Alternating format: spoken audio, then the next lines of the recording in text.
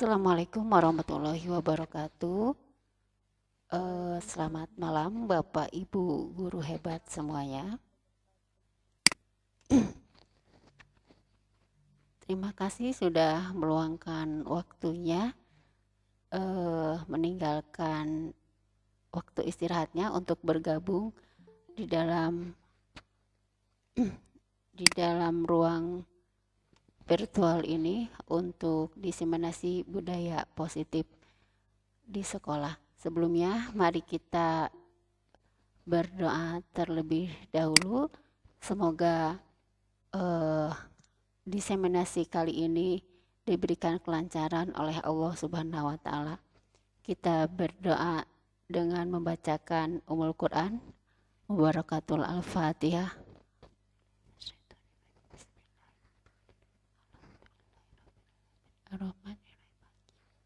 Iyyaka na'budu wa iyyaka nasta'in ihdinas siratal mustaqim. Siratal ladzina an'amta 'alaihim ghairil maghdubi 'alaihim waladdallin.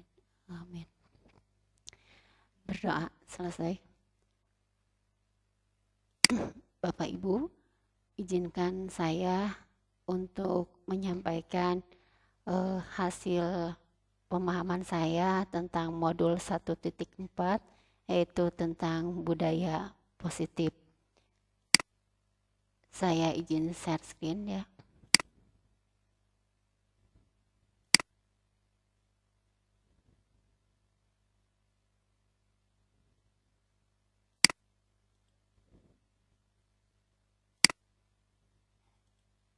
Sebentar ya Bapak Ibu.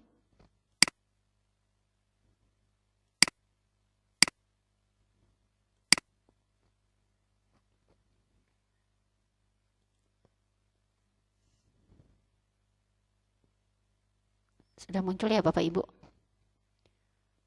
Baik. Sudah. Saya akan coba mulai.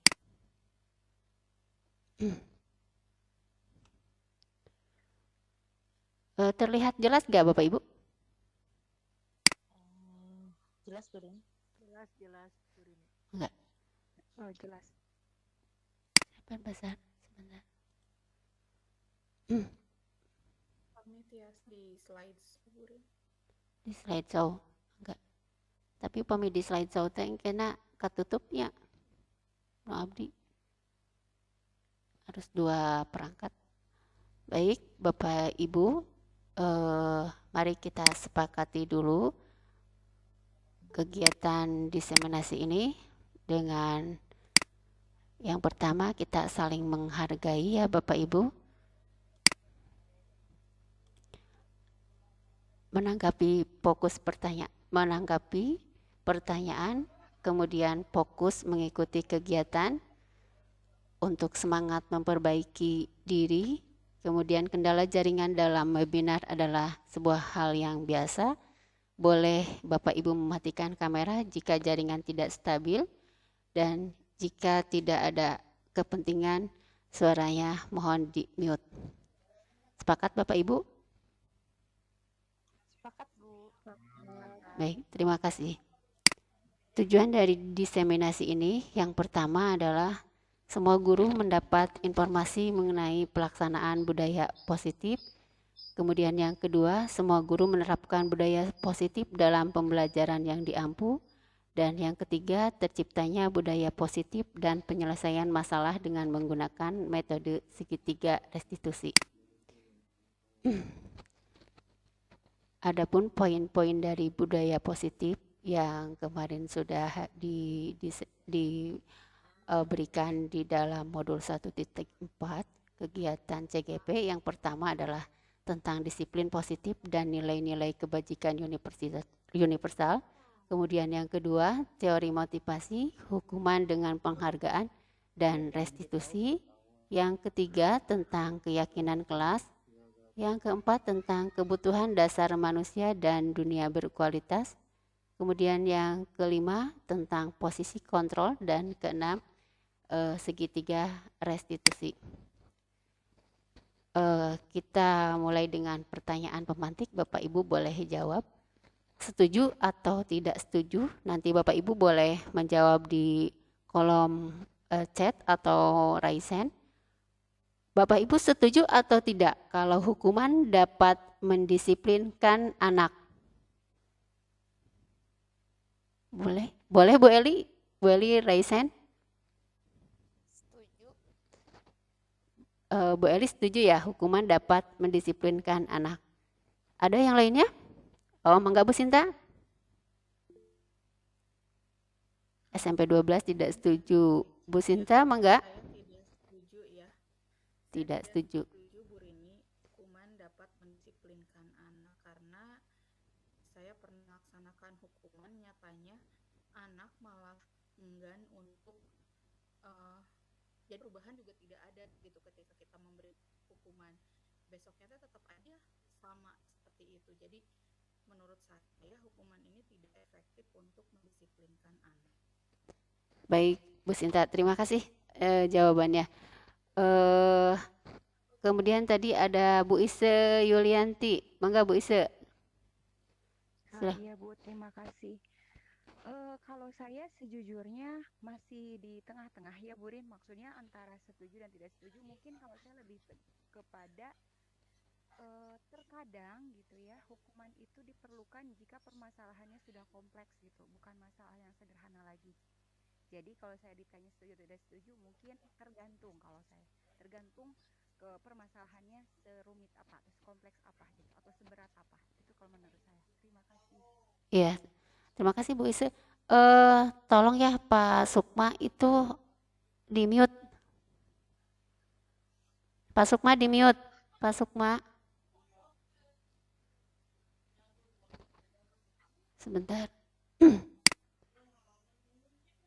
Pak Rahmi, mute Pak Rahmi. Ayah.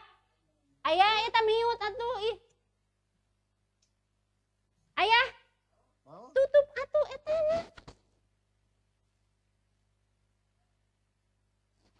Mikna ayo we. Mohon maaf Bapak Ibu. Terima kasih. Oh, Bu Eli, mangga ada lagi? Tidak, sudah cukup Bu Rini. Oh, sudah cukup itu tangannya masih mengangkat ya. Terima kasih atas jawabannya. Kemudian yang kedua, pemberian hukuman dengan hal positif membersihkan halaman sekolah dapat meningkatkan disiplin anak. Apakah Bapak Ibu setuju? Boleh di kolom chat, boleh raise hand.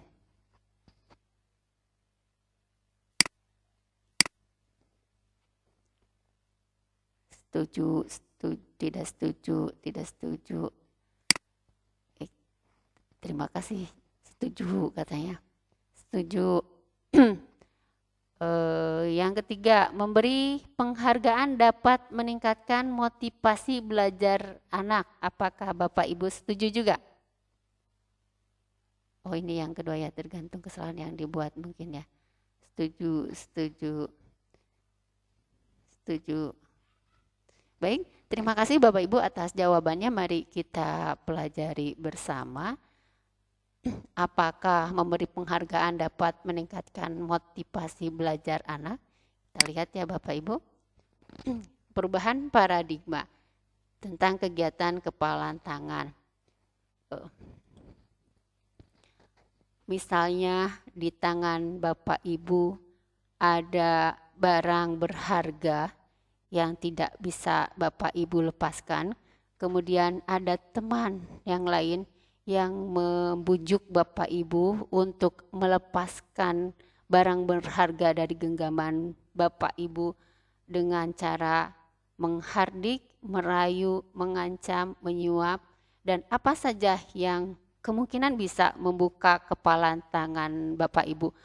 Apakah Bapak Ibu akan membuka kepalan tangan Bapak Ibu?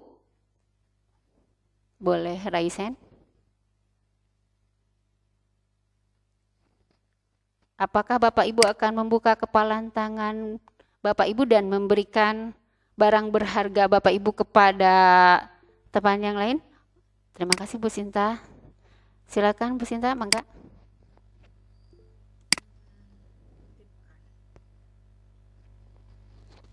Tidak akan memberikan kepada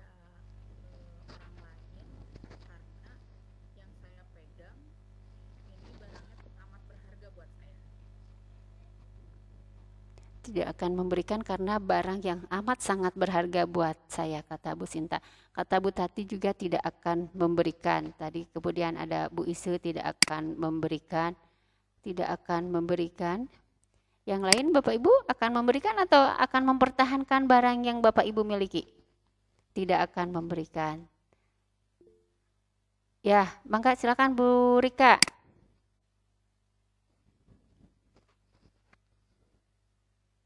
Mangga Bu Rika, boleh dibuka mic-nya? Ya, terima kasih Bu Rini. Sama-sama. Jika ada barang berharga di tangan saya tidak akan memberikannya kepada orang lain. Alasannya kenapa? Ya, karena itu tadi kan barang berharga. Karena berharganya barang itu, sehingga saya tidak akan memberikan begitu saja kepada orang lain barang tersebut.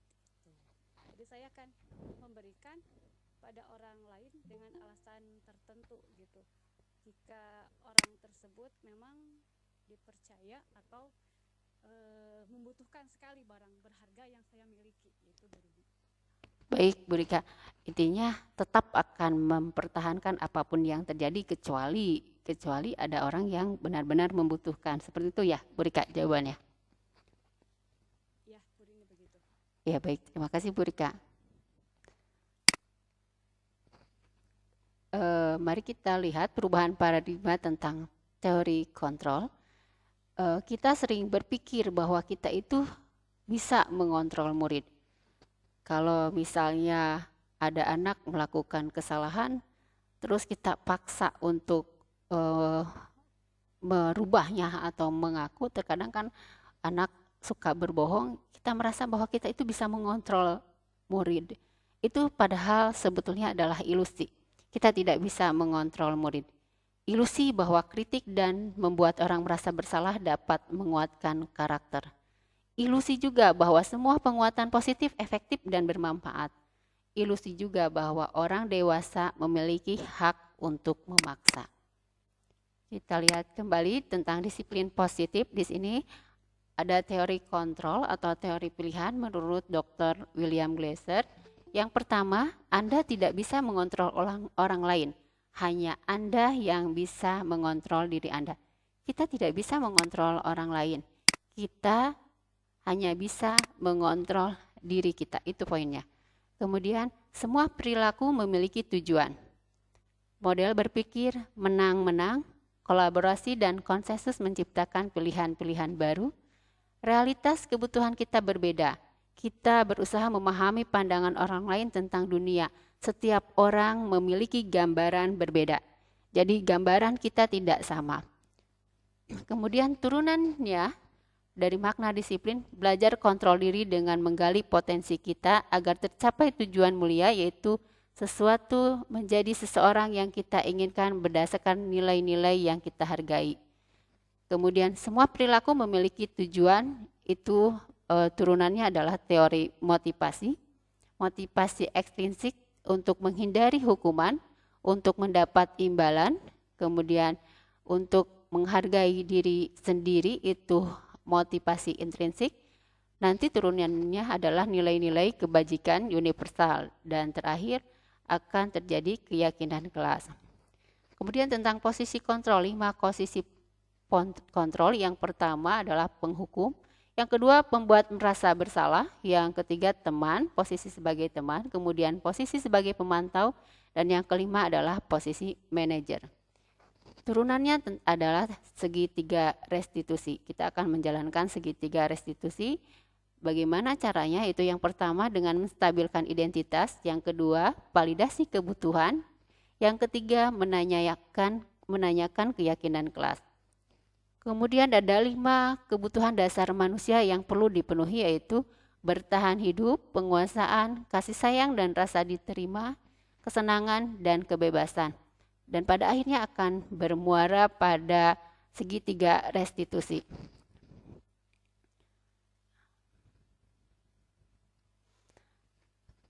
Apakah makna disiplin itu? Kita lihat, disiplin berasal dari kata bahasa Latin, yaitu disiplina yang artinya belajar. Makna asal dari kata ini berkonotasi dengan disiplin diri dari murid-murid Socrates dan Plato. Disiplin diri membuat orang menggali potensinya menuju sebuah tujuan, apa yang dia hargai. Namun, dalam budaya kita, makna disiplin telah berubah menjadi sesuatu yang dilakukan seseorang pada orang lain untuk mendapatkan kepatuhan. Kecenderungan umum adalah menghubungkan kata disiplin dengan ketidaknyamanan, bukan dengan yang kita hargai atau pencapaian suatu tujuan mulia. Nilai-nilai kebajikan universal adalah sifat-sifat positif manusia yang merupakan tujuan mulia yang ingin dicapai setiap individu.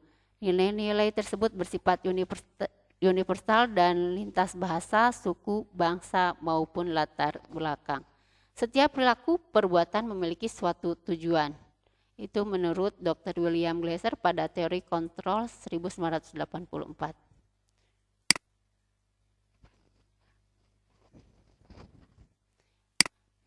Kemudian, adapun tujuan dari nilai-nilai kebajikan universal sekarang bermuara pada profil pelajar Pancasila, di mana Bapak Ibu juga sudah mengetahui elemen dari profil pelajar Pancasila itu ada berapa, Bapak Ibu? Ada 6. Boleh Bapak Ibu sebutkan? Bu Rika? Beriman, bertakwa kepada Tuhan Yang Maha Esa dan berakhlak mulia, berkebinekaan global, gotong royong, mandiri, kreatif, dan bernalar kritis. Nah itu tadi, betul ya, itu ada di slide-nya. Yang pertama, beriman, bertakwa kepada Tuhan Yang Maha Esa dan berakhlak mulia. Contohnya adalah akhlak beragama, akhlak pribadi, akhlak kepada manusia, akhlak kepada alam, dan akhlak bernegara. Jadi bukan hanya akhlak bagus secara agama saja, tapi mencakup berbagai elemen. Kemudian mandiri, yang kedua elemen mandiri. Mandiri itu kesadaran akan diri dan situasi dan regulasi diri.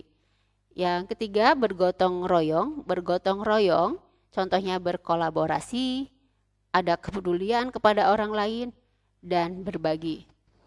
Yang keempat berkebinekaan global.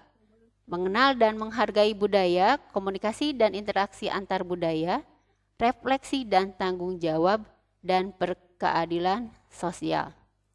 Ada satu kesatuan dengan gotong royong ya tadi, berkeadilan sosial dengan kepedulian dan berbagi.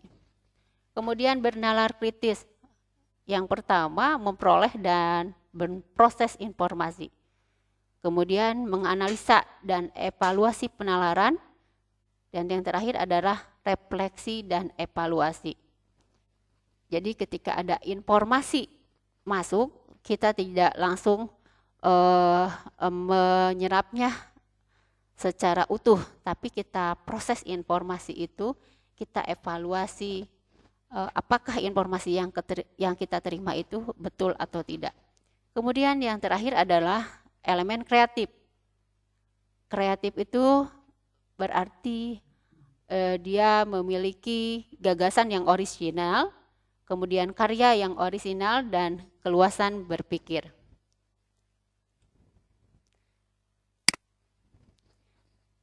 Berikutnya tentang teori motivasi perilaku manusia. Motivasi itu datangnya ada yang dari luar dan ada yang datang dari dalam. Setuju Bapak Ibu? Setuju. Siap. Yang datang dari dalam, contohnya dari luar, contohnya untuk menghindari ketidaknyamanan atau hukuman. Apa yang akan terjadi apabila saya tidak melakukannya? Jadi ada rasa ketakutan jika saya tidak melakukan itu. Kemudian motivasi eksternal yang kedua untuk mendapatkan imbalan dari orang lain atau institusi.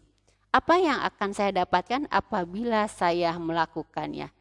Nah, di sini misalnya ketika kita berharap sesuatu seperti perlombaan yang tadi sudah kita lakukan, kita berharap menang. Berarti kita mendapatkan motivasi dari luar, tidak dari dalam diri. Kemudian yang ketiga adalah motivasi internal. Ini adalah tujuan dari disiplin positif yang ingin dicapai, yaitu untuk menghargai diri sendiri. Contohnya di sini, saya akan menjadi orang yang seperti apa bila saya melakukannya.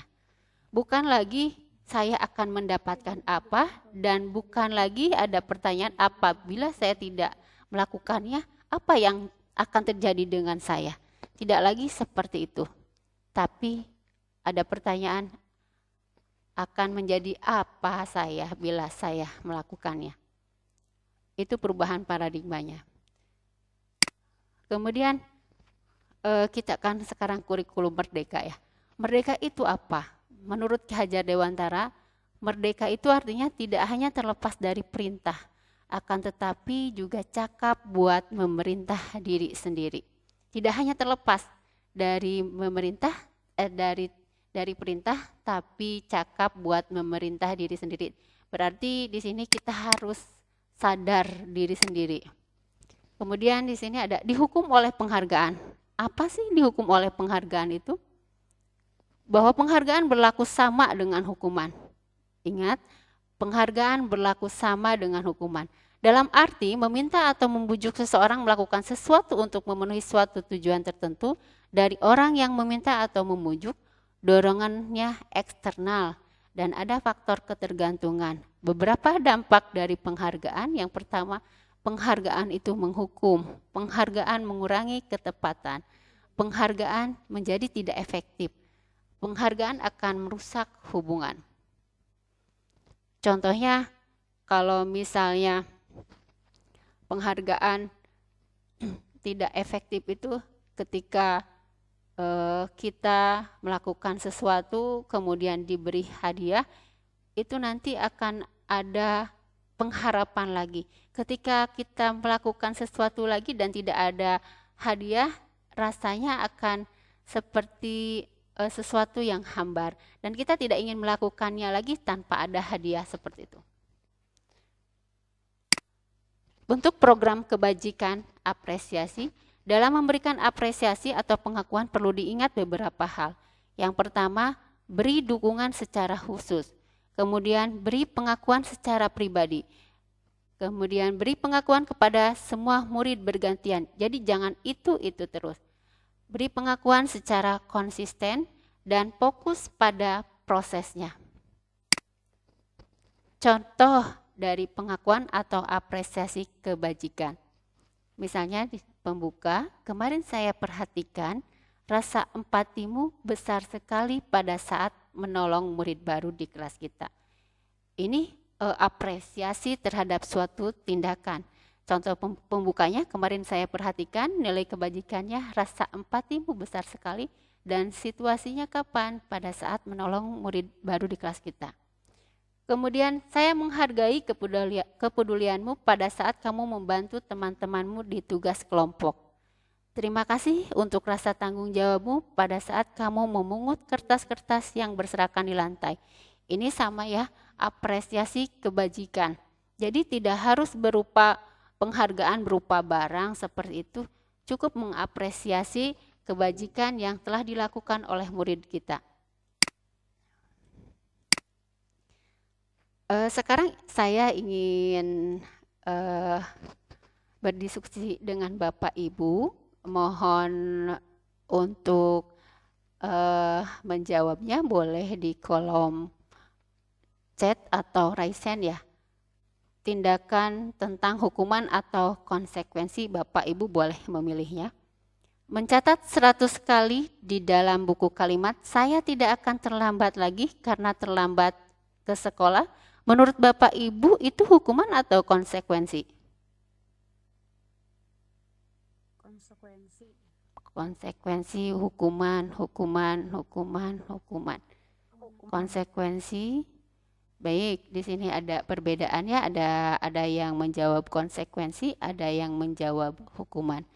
Kenapa Bu Rika bisa disebut dengan konsekuensi?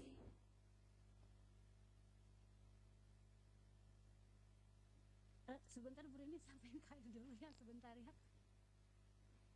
Iya, tidak apa.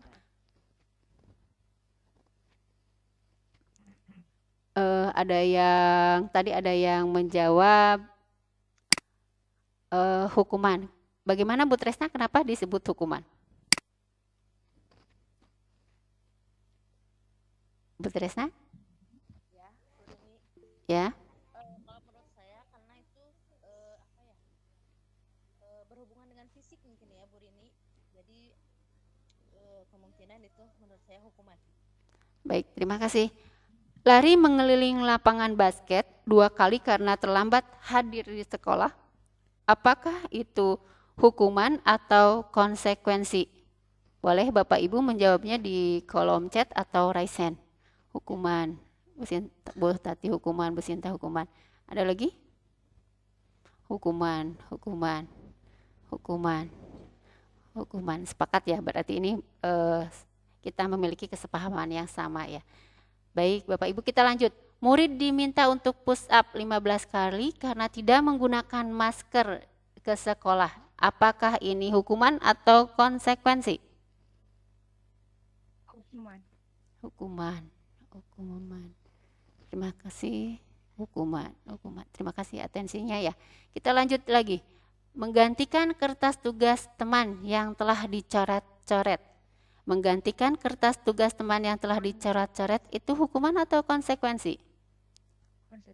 Konsekuensi. Keren ya, luar biasa Bapak Ibu ya pemahamannya.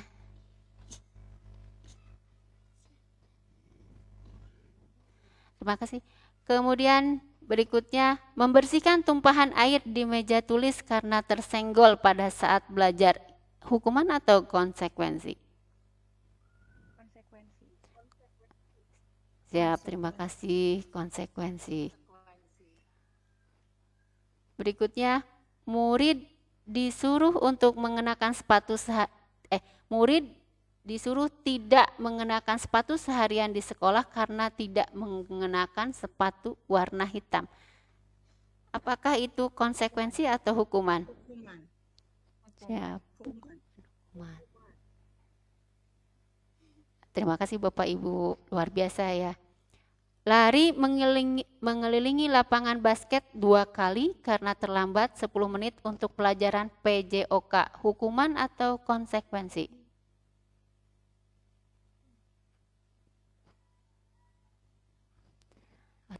Terima kasih, luar biasa ya jawaban Bapak Ibu tentang pemahaman antara hukuman dan konsekuensi. Ya, jawabannya konsekuensi ya. Kita lihat perbedaan hukuman dan konsekuensi. Saya yakin dari jawaban yang tadi sudah Bapak Ibu sebutkan di kolom chat itu sudah memahami banget tentang perbedaan hukuman dan konsekuensi. Hukuman itu sesuatu yang menyakitkan harus terjadi. Konsekuensi sesuatu harus terjadi. Hukuman membuat anak sakit secara fisik maupun hati untuk jangka waktu yang sangat lama. Sedangkan konsekuensi membuat anak merasa tidak nyaman dalam jangka waktu pendek. Anak akan membenci kedisiplinan kalau hukuman. Sedangkan dalam konsekuensi, anak menghargai disiplin. Hukuman sifatnya paksaan. Sedangkan konsekuensi sifatnya stimulus terhadap tanggapan. Hukuman mendorong anak menyakiti diri sendiri. Sedangkan konsekuensi mendorong anak agar mudah menyesuaikan diri. Hukuman konsep diri yang sangat buruk, sedangkan konsekuensi konsep diri yang baik. Hukuman anak belajar untuk menyembunyikan kesalahan. Konsekuensi anak belajar untuk mematuhi peraturan. Hukuman akan membuat marah, rasa bersalah, dipermalukan, dan rasa tidak dihargai. Sedangkan konsekuensi akan membuat anak kehilangan hak, dibuat tidak nyaman, dan diasingkan sementara waktu.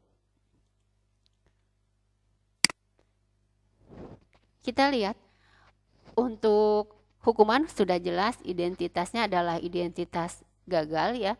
Dan untuk identitas sukses, di sini ada konsekuensi dan restitusi. Jadi, ada yang lebih baik dari konsekuensi, yaitu restitusi. Yang tadi sesuatu harus terjadi, kemudian direstitusi. Restitusi merupakan pilihan. Kalau di konsekuensi tidak nyaman untuk murid atau anak dalam jangka waktu pendek, sedangkan restitusi menguatkan untuk murid atau anak dalam jangka waktu yang sangat panjang. Dalam konsekuensi, korban bisa diabaikan. Dalam restitusi, korban mendapat ganti. Dalam konsekuensi, murid atau anak dibuat tidak nyaman. Sebaliknya, di dalam restitusi, murid dan anak atau anak mendapatkan penguatan. Dalam konsekuensi, penguatan hanya bertahan dalam jangka waktu pendek, sedangkan dalam restitusi, masalah akan terpecahkan. Konsekuensi memerlukan monitoring dan supervisi terus-menerus dari guru. Dan restitusi, murid belajar bertanggung jawab untuk perilakunya. Konsekuensi membantu penerapan mengikuti peraturan dalam masyarakat. Restitusi fokus pada pemecahan masalah dalam jangka waktu yang panjang. Konsekuensi, contohnya apa peraturannya? Mampukah kamu melakukannya? Terima kasih. Kalau restitusi, apa yang kamu yakini? Apa yang bisa kamu lakukan untuk memperbaiki masalah ini? Konsekuensi, murid akan menghormati peraturan, dan restitusi, murid atau anak menghormati dirinya dan orang lain. Konsekuensi bersifat netral dan restitusi bersifat positif. Sedangkan hukuman sudah jelas bersifat negatif ya Bapak Ibu. Kemudian ada pertanyaan, apa sih restitusi itu? Saya yakin Bapak Ibu sudah mengetahui tentang restitusi ya. Ini adalah proses menciptakan kondisi bagi murid untuk memperbaiki kesalahan. Kemudian mereka bisa kita kembalikan kepada kelompok mereka dengan karakter yang lebih kuat. Restitusi juga merupakan proses kolaboratif yang mengajarkan murid untuk mencari solusi untuk masalah mereka. Dan bukan dari kita berarti solusinya dari mereka sendiri. Kita hanya membuat pertanyaan untuk mengembalikan mereka ke kelompoknya dan mereka bisa menemukan solusi untuk permasalahan yang mereka hadapi. Dan membantu murid berpikir tentang orang seperti apa yang mereka ingin menjadi tujuan mulia dan bagaimana mereka harus memperlakukan orang lain. Itu tadi restitusi. Kemudian ciri-ciri restitusi itu ada 9. Yang pertama bukan untuk menebus kesalahan, namun untuk belajar dari kesalahan. 2, memperbaiki hubungan yang tadinya buruk menjadi baik. Kemudian yang ketiga bersifat tawaran, bukan paksaan. Yang keempat, restitusi tidak menuntun untuk melihat ke dalam diri. Restitusi mencari kebutuhan dasar yang mendasari tindakan. Restitusi diri adalah cara yang paling baik. Fokus pada karakter bukan tindakan, fokus pada solusi dan mengembalikan murid yang berbuat salah pada kelompoknya. Mengapa tidak peraturan saja? Mengapa harus keyakinan kelas? Tadi ya, peraturan itu bersifat memaksa. Sedangkan keyakinan kita lihat ya, mengapa kita memiliki peraturan harus menggunakan helm bila mengendarai kendaraan roda 2? Kalau kita yakin menggunakan helm adalah untuk keselamatan, pasti kita menggunakannya. Tetapi kalau misalnya itu adalah sebuah aturan, pasti kita akan berpikir kalau misalnya kita menggunakan kendaraan roda 2 dalam wilayah yang dekat, kita akan berpikir dekat ini, bukan faktor keselamatannya. Kemudian yang kedua, mengapa kita memiliki peraturan 3M menggunakan masker, mencuci tangan dan menjaga jarak 1,5 meter ketika COVID? Mengapa kita memiliki peraturan harus datang tepat waktu pada saat mengikuti pelatihan? Untuk mendukung motivasi intrinsik, kembali ke nilai keyakinan lebih menggerakkan seseorang dibanding mengikuti serangkaian peraturan-peraturan. Kita yakini dulu dalam diri bahwa semua itu adalah untuk kebaikan kita.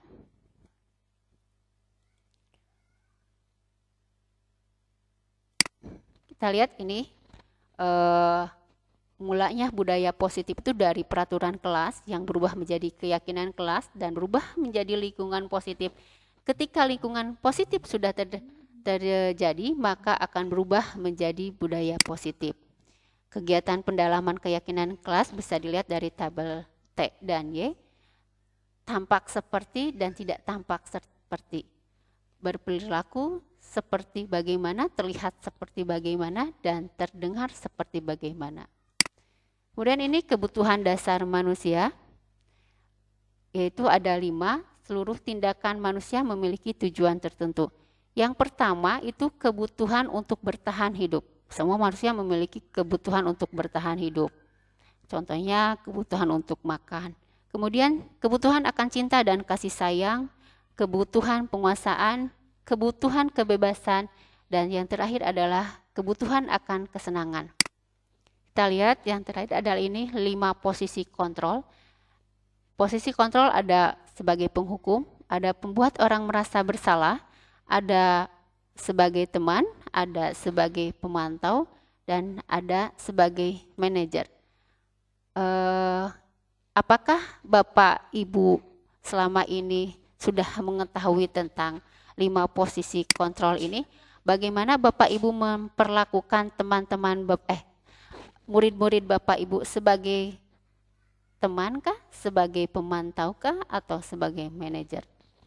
Kita lihat sebagai penghukum itu contohnya gurunya berbuat menghardik, menunjuk-nunjuk, dan menyakiti serta menyindir. Kalau pembuat orang merasa bersalah, berceramah dan mengatakan seharusnya ibu kecewa sama kamu. Kalau sebagai teman membuatkan alasan-alasan untuk muridnya. Kalau sebagai pemantau menghitung dan mengukur. Contohnya apa peraturannya. Kemudian kalau sebagai manajer mengajukan pertanyaan-pertanyaan. Contohnya apa yang kita yakini, apa yang bisa kau kerjakan untuk memperbaiki masalah ini. Kemudian menguatkan pribadi, murid meletakkan dirinya sebagai individu yang positif dalam dunia berkualitas. Bagaimana cara saya bisa memperbaiki keadaan? Kemudian murid mengevaluasi diri, bagaimana cara memperbaiki diri.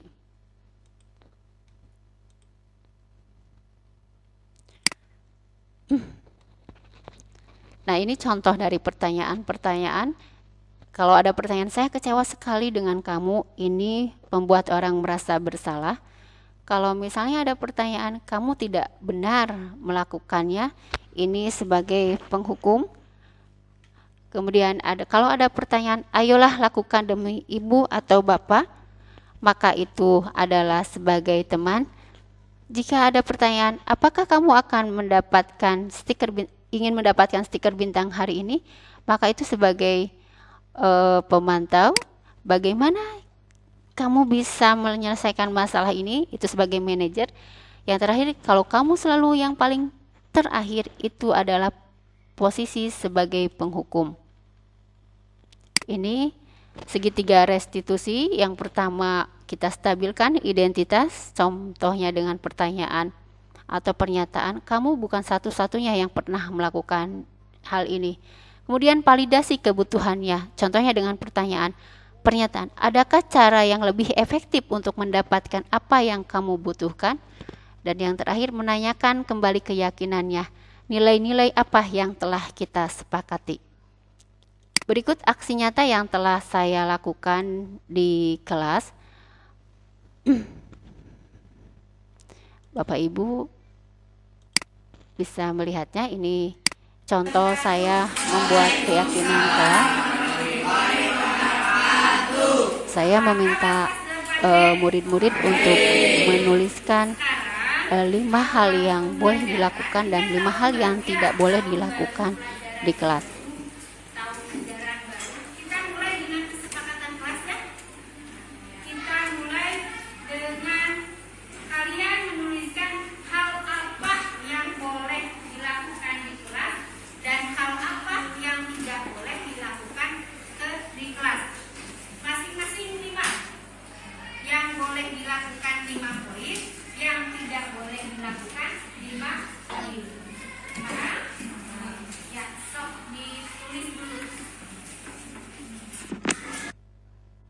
Nah, itu tadi saya coba mulai dengan menyuruh murid-murid menuliskan 5 hal yang boleh dilakukan dan 5 hal yang tidak boleh dilakukan di kelas. Selanjutnya seperti ini. Di depan, kalian akan menuliskan 5 hal yang boleh dilakukan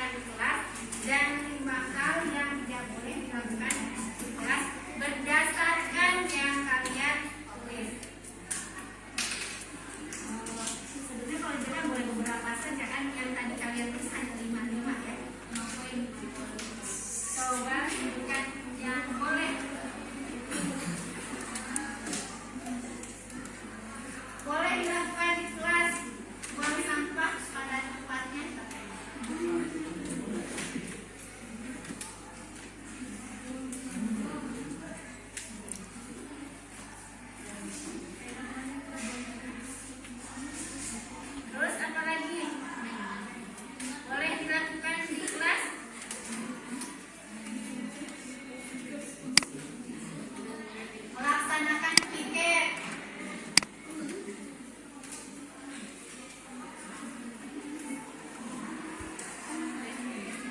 Terus apa lagi? Izin saat mau keluar kelas. Yang tidak bolehnya, ini baru 3 poin. Yang tidak bolehnya, Bapak Ibu, ini akan segera berakhir. Nanti kita pindah ya Bapak Ibu. Linknya sudah saya share di kolom chat. Ini dari 5 poin yang boleh dan 5 poin yang tidak boleh. Kemudian sekretaris menuliskannya di depan.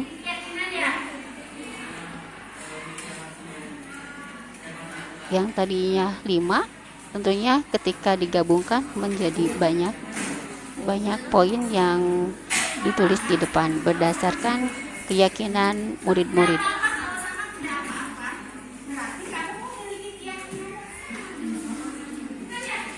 Untuk keyakinan yang sama tidak dituliskan kembali di depan karena sudah tertulis di depan. Jadi keyakinan-keyakinan yang berbeda saja yang kembali dituliskan di depan. tidak boleh pakai jaket di kelas. Tidak boleh pakai jaket di kelas. Tidak boleh apa? Kita lihat ini contoh dari pengumpulan datanya. Tidak boleh berisik ya. Tidak boleh berisik.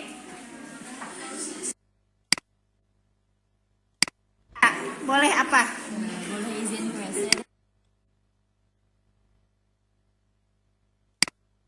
Boleh apa? Boleh izin ke WC tetapi tidak bolak-balik. Boleh sebutkan yang tidak boleh apa tadi? Tidak boleh tidur di kelas. Tidak boleh tidur di kelas.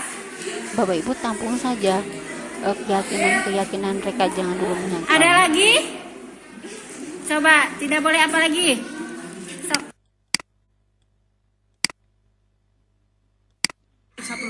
Tidak boleh menyontek saat ulangan. Kemudian setelah sekretaris menuliskan di depan, saya mencoba mengkonfirmasi dan menguatkan kembali terhadap murid-murid tentang keyakinan yang sudah dituliskan di depan. Biar apa lagi? Kenapa sih nggak semua sampah pada tempatnya? Biar nyaman di kelas, biar bersih, biar nyaman. Sepakat? Buang sampah pada tempatnya? Oke, sip. Kita pakai ya di 2. Melaksanakan piket. Kenapa harus piket?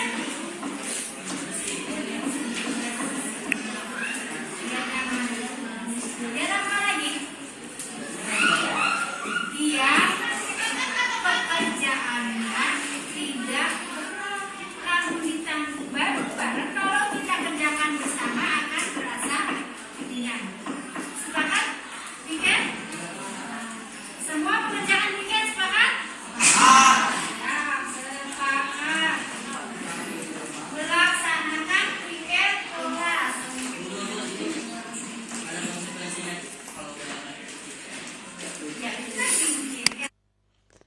Kemudian setelah dituliskan, anak-anak atau murid-murid menyalin ke dalam buku masing-masing. Ini dengan tulisan tangan, saya sengaja tidak saya ketikan biar ini terlihat lebih otentik ya. Di sini ditandatangani oleh murid dan saya sendiri. Harusnya di sini ada tanda tangan orang tua juga untuk mengetahui tentang keyakinan kelas kita. Kemudian contoh yang kedua, ini pengumpulan keyakinan kelasnya dengan menggunakan sticky note ya. Boleh Bapak Ibu bagaimana saja peralatan apa yang ada di kelas waktu itu, boleh dengan cara yang seperti ini atau boleh dengan apa yang sudah saya lakukan tadi. Kemudian yang terakhir, penerapan segitiga restitusinya. Di sini tidak tampak, mohon maaf, saya akan perlihatkan di dalam sebentar ya Bapak Ibu. Jadi menghilang ini yang keyakinan kelasnya. Saya tutup dulu.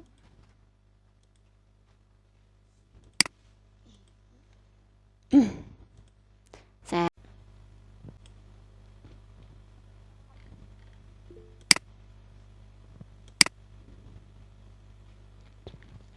enggak.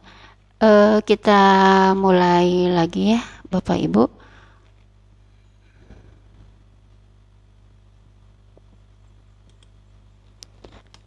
Kita lihat tentang segitiga restitusi yang sudah saya coba buat di kelas. Contohnya ini segitiga restitusi tentang anak yang menggunakan sepatu warna putih ketika hari Kamis.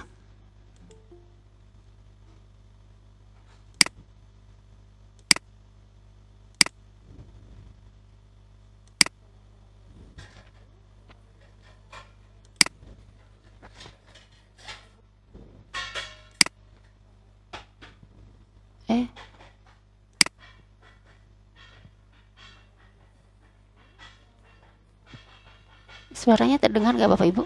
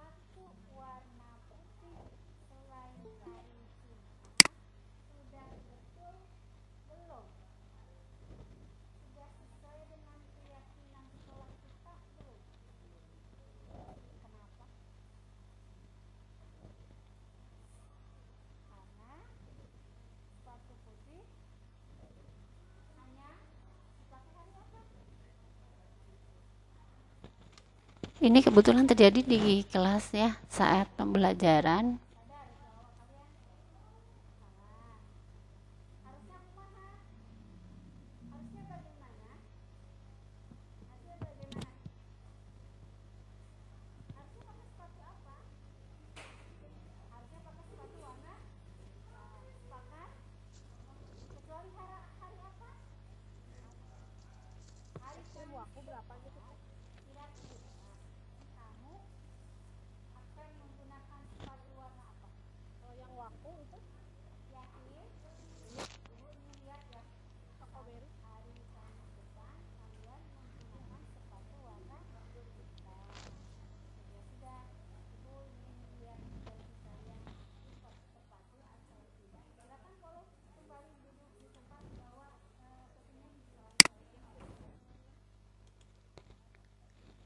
Nah, itu tadi Bapak Ibu ya, hal yang sudah saya lakukan di kelas tentang penerapan segitiga restitusi. Saya yakin Bapak Ibu tentunya sudah lebih paham tentang penerapan segitiga restitusi ini.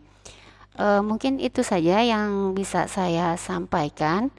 Jika ada pertanyaan, boleh Bapak. Itu tadi ya Bapak Ibu tentang segitiga restitusi yang saya coba terapkan di kelas. kebetulan waktu itu keadaannya memang ada anak yang menggunakan sepatu warna putih di kelas dan saat jam pelajaran saya dan hari Kamis. Kemudian saya mencoba menerapkan proses segitiga restitusi tersebut. Anak-anak meyakini bahwa apa yang mereka lakukan atau yang menggunakan sepatu warna putih selain hari Jumat itu adalah sebuah tindakan yang keliru, dan mereka meyakini hal tersebut. Kemudian pas hari Kamis berikutnya, alhamdulillah mereka sudah menggunakan sepatu warna hitam sesuai dengan janji mereka bahwa saya akan kembali ke keyakinan kelas, saya akan menggunakan sepatu warna hitam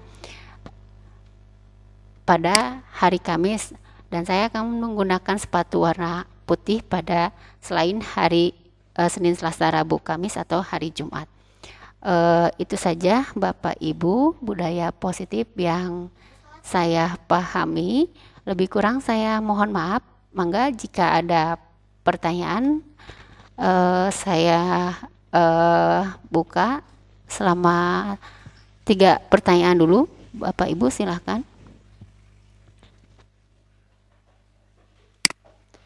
Boleh raise hand atau menanyakan di dalam kolom chat ya.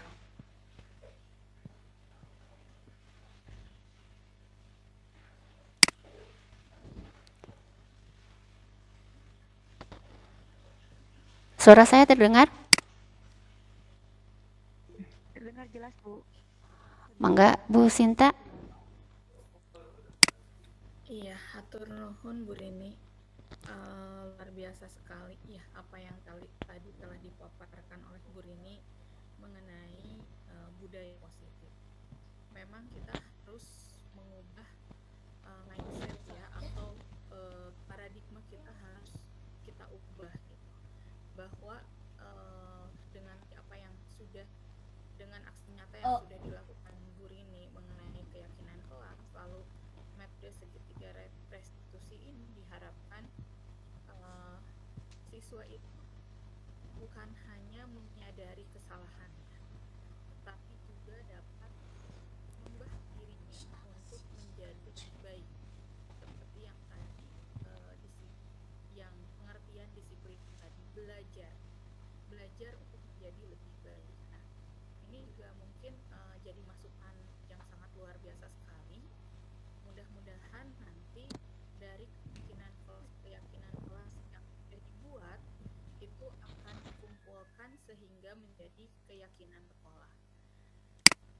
Jadi peraturan atau tata tertib yang ada di sekolah ini kita sudah bisa ubah ke keyakinan kelas, sehingga nanti diharapkannya motivasi yang muncul itu motivasi intrinsik, bukan karena kuman atau bukan karena penghargaan, bukan karena saya takut mendapat poin gitu mereka melakukannya, tetapi mereka mengubah bahwa saya harus melakukan ini karena saya harus menjadi pribadi yang lebih baik. Itu yang kita harapkan dari budaya positif ini, dan ini adalah sesuatu yang bagus ya, apalagi hari ini banyak yang mengikuti. Mudah-mudahan nanti bisa diaplikasikan di dalam kelasnya masing-masing sehingga kelak SMP 12 akan menjadi sekolah yang jauh lebih baik lagi, karena kesadarannya muncul bukan karena takut akan dihukum, bukan takut karena poin, tetapi karena mereka menyadari bahwa mereka harus menjadi pribadi yang lebih baik. Mungkin itu saja Bu Rini tanggapan dari saya. Terima kasih, luar biasa keren. Baik Bu Sinta, terima kasih, luar biasa ya. Aduh, saya jadi sedikit minder nih dengan Bu Sinta, luar biasa Bu Sinta. Betul, kita mulai dari kelas kita masing-masing, kita buat keyakinan kelas masing-masing, kemudian kita satukan, kita buat menjadi keyakinan sekolah seperti Bu Sinta bilang. Bisa kita mulai mumpung belum terlambat, ini masih dalam suasana ajaran baru, tahun ajaran baru di semester ganjil. Kita bisa mulai itu ya Bu Sinta, kita sama-sama membuat SMP kita menjadi SMP yang lebih baik dengan keyakinan kelasnya, kemudian keyakinan sekolah agar menjadi sebuah budaya yang positif seperti itu ya. Baik, Bu Ise, mangga silakan. Di sini ada Bu Rika ya dari kesiswaan yang nantinya bisa mengakomodir, karena ini saya sudah mendelegasikan untuk mengubah buku tata tertib menjadi buku keyakinan sekolah gitu. Mudah-mudahan itu Bu Rini atau nuhun pisan. Oh, terima kasih Bu Sinta, itu lebih baik ya. Betul, kebetulan di sini juga ada Bu Rika sebagai kesiswaan, ada tadi Bu Katarina juga dari kurikulum ya. Mudah-mudahan nanti kita bisa merealisasikan hal tersebut ya, merubah peraturan atau buku tata tertib menjadi sebuah keyakinan sekolah. Baik, Bu Ise silakan boleh. Terima kasih Bu Rini. Luar biasa sekali paparannya. Kalau bagi saya sih sebetulnya lebih, kalau untuk saya pribadi lebih ke apa ya, semacam pengingat kembali mungkin untuk saya pribadi, bahwa terkadang gitu kita di kelas menghadapi permasalahan siswa, apa ya, kita tuh tidak selamanya bisa mengontrol diri kita. Terkadang tanpa kita sadari apa yang kita lontarkan atau reaksi kita terhadap permasalahan anak misalnya, sebetulnya kita mungkin tidak bermaksud untuk memberikan hukuman misalnya, tetapi pada akhirnya misalnya ada terlontar ucapan atau apa yang justru dirasakan oleh siswa kita itu berubah, padahal menurut kita itu adalah misalnya pembelajaran. Nah, yang menjadi bukan permasalahan ya, mungkin yang masih mengganjal bagi saya, Bu Rini, dan juga bagi yang lain, untuk penerapan budaya positif ini, apakah masih diperlukan hukuman itu atau memang tidak ada lagi hukuman? Mohon penjelasannya, atau mungkin yang lain juga yang punya pendapat. Mari kita sharing di sini. Begitu Bu Rini, saya pertanyaannya gitu. Baik, Bu Ise, terima kasih paparannya ya. Apakah hukuman itu baik Bapak, apakah hukuman itu masih diperlukan? Kita kembali ya Bu Ise tadi, kalau hukuman itu kan sifatnya bisa menyakiti anak dan jangka panjang ya, ininya tertanam di dalam hati anak itu, kemudian ada rasa marah, kecewa, kemudian bisa menjadikan anak menjadi down seperti itu, menjadi rusak secara mentalnya juga. Mulai hari ini saya berharap setelah mempelajari tentang budaya positif ini, kita mulai merubah semuanya. Memang betul tidak bisa langsung berubah dari hukuman ke budaya positif atau ke keyakinan kelas. Kita rubah dulu deh ke konsekuensi dulu. Kita beri anak, jika misalnya melanggar, ada konsekuensi dulu. Dari situ baru kita melangkah ke keyakinan kelas. Kita kembalikan anak ke keyakinan kelasnya, ke keyakinan dirinya akan sesuatu yang merupakan kesalahan, kemudian dia menyadari dan kita kembalikan kepada kelompoknya, kita kuatkan. Seperti itu mungkin jawaban dari saya. Apa ada yang bisa menambahkan kita di sini? Saya bukan yang lebih tahu ya Bapak Ibu. Kita di sini share saja, kita berbagi tentang apa yang sudah kita pahami bersama. Ada yang ingin ditambahkan dari yang lain mungkin boleh?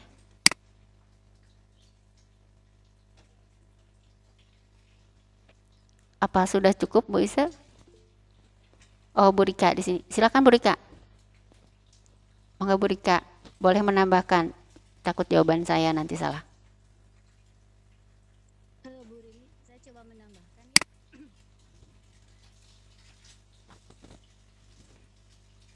Ya Bu Rika, silakan. Bu Rini mute. Oh iya, Bu Rika mangga. Ya, kalau menurut saya dengan adanya tadi segitiga restitusi yang dikemukakan oleh Bu Rini tadi, itu sudah bisa bisa nanti dari mengganti hukuman dan konsekuensi tadi. Jadi timbulnya kesadaran pada diri siswa dilakukan dan yang tidak dilakukan. Jadi kita kalau saya konsepnya tanpa 4M, tanpa memerintah, tanpa menasehati, tanpa melarang. Nah, jadi anak itu tanpa memarahi. Jadi anak memiliki kesadaran sendiri untuk mengerjakan segala sesuatu atau mematuhi apa yang sudah disepakati itu. Sehingga di sini kan sesuai dengan apa yang diajarkan dari kurikulum Merdeka, memerdekakan siswa. Jadi siswa itu tidak, sekarang kalau menurut saya tidak usah diperintah-perintah, tidak usah dinasehati, punya kesadaran sendiri gitu, diharapkan seperti itu. Jadi memerdekakan murid seperti layaknya kita, seperti kita orang tua yang menyayangi mereka seperti anaknya sendiri gitu. Ya itu saja mungkin. Luar biasa ya Bu Rika, terima kasih jawabannya, tambahannya ya. Tadi kata 4T ya, tanpa memarahi, tanpa memaksa, tanpa menyuruh, tanpa apa lagi Bu Rika tadi?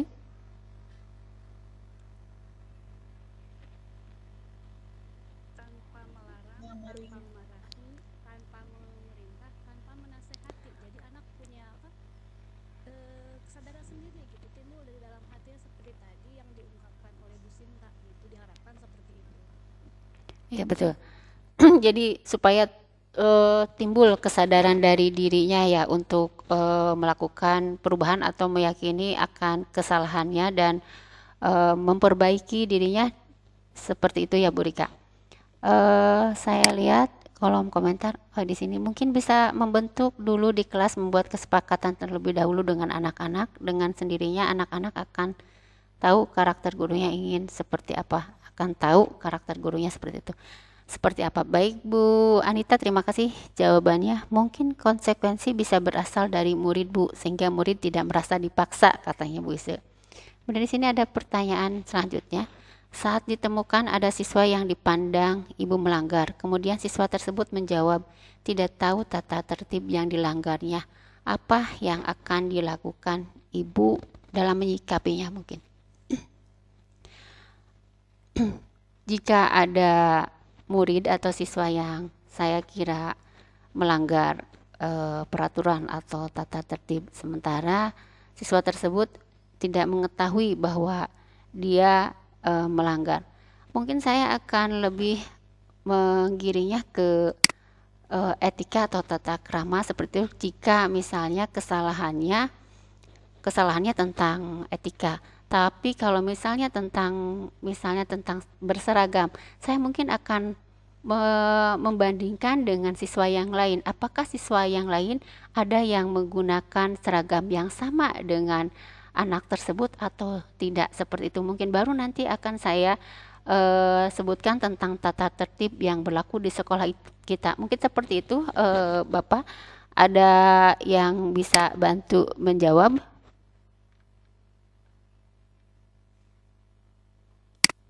Atau bahkan dari Bapak sendiri mau menambahkan? Oh mangga Bu Sinta. Boleh bantu mungkin ya. Makanya ini ya, kalau bisa di keyakinan kelas itu memang dipajang di kelas masing-masing ya.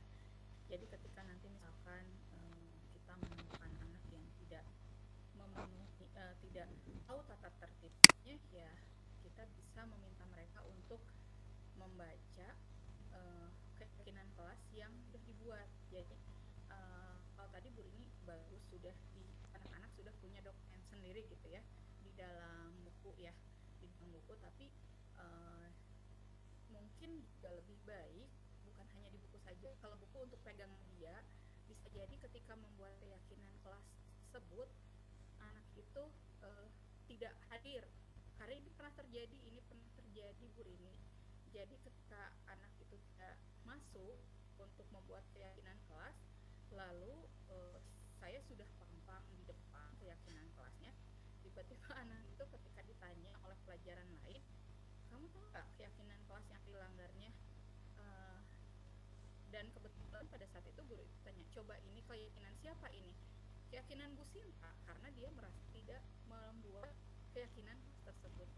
Jadi mungkin lebih bagus lagi sepertinya keyakinan kelas yang dibuat itu itu ketika kita membuat satu buah keyakinan kelas, sudah kita rangkum lalu kita pajang juga tuh di kelas di depan yang ditandatangani oleh mereka gitu. Jadi mereka harus ikut menandatangani.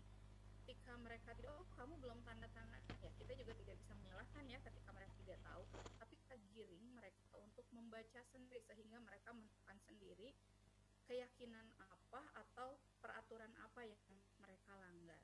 Kalau dari saya mungkin tambahannya seperti itu Bapak. Mungkin dari Bapak ada tambahan lain. Terima kasih Bu Sinta.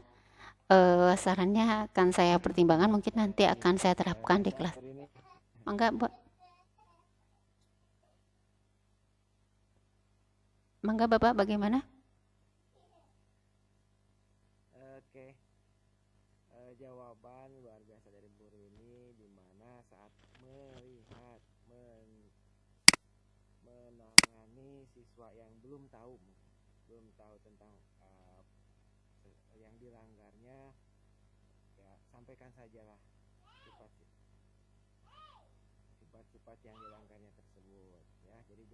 Jadi jangan langsung menjudge ataupun memberikan sebuah hukuman atau konsekuensi. Jadi betul, gunakan Bu Rini, paparkan sajalah apa yang seharusnya budaya positif diketahui oleh anak. Betul juga yang disampaikan oleh Bu Sinta, siswa harus paham terlebih dahulu sebelum kita meminta sesuatu, ya. Mungkin saya berharap ada SOP yang menjadi kesepakatan bersama sehingga menjadi komitmen bersama, bukan hanya ditandatangani oleh anak, tapi juga mungkin ditandatangani oleh orang tua. Kenapa? Jangan sampai hukuman atau konsekuensi yang kita berikan kepada anak dengan tujuan positif, yaitu tadi pemahaman anak dalam memberikan sebuah hukuman dan konsekuensi tersebut tidak sampai ke tujuannya dan bahkan menyampaikan kepada orang tua akan menjadikan miskomunikasi.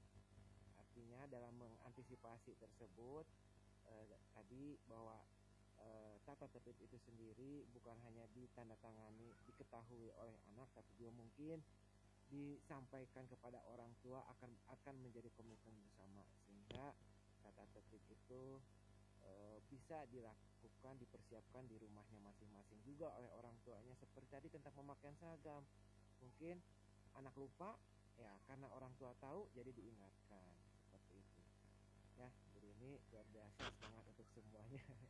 Itu saja tambahan dari Abi. Assalamualaikum warahmatullahi wabarakatuh. Waalaikumsalam warahmatullahi wabarakatuh. Terima kasih Bapak atas tambahannya. Ya, tambahan juga mungkin tata tertib yang dimaksud untuk kolektif bersama, beri kesempatan juga anak-anak, yaitu tadi yang membuat tata tertibnya sendiri, walaupun akhirnya kita yang menyusun, seolah-olah mereka yang membuat, tidak menutup kemungkinan karena kita juga punya OSIS lah, ya. Mungkin OSIS yang beri kesempatan untuk membuat tata tertib. Jadi kita memberikan sebuah peluang positif bahwa yang membuat mereka, ya, yang harus melaksanakan juga mereka, sehingga saat ada sesuatu sampaikan kepada orang tua, anak-anak yang meminta juga. Kasih yang pertama juga tata tertib anak, tata tertib juga buat orang tua ataupun bapak ibu guru. Di saat anak-anak dilarang ini dilarang itu, mudah-mudahan bapak ibu guru juga bersama-sama menyikapi itu semua. Baik, itu saja Bu Rini, silakan dilanjut. Terima kasih Bapak dan rekan-rekan semuanya.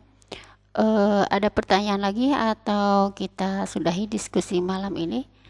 Ini sudah menunjukkan pukul 9 ya Bapak Ibu, waktunya istirahat. Terima kasih atas kebersamaannya. Terima kasih sudah meluangkan waktu istirahatnya, padahal ini malam minggu ya Bapak Ibu. Saya akhiri kegiatan ini dengan pembacaan Alhamdulillah. Walhamdulillahirabbil alamin. Terima kasih atas semuanya. Bapak Ibu boleh meninggalkan ruangan ini. Assalamualaikum warahmatullahi wabarakatuh. Waalaikumsalam warahmatullahi wabarakatuh. Hatur nuhun, mangga.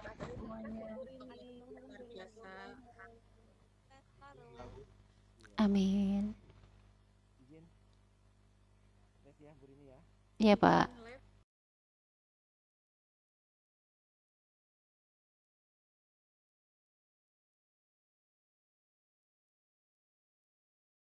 lab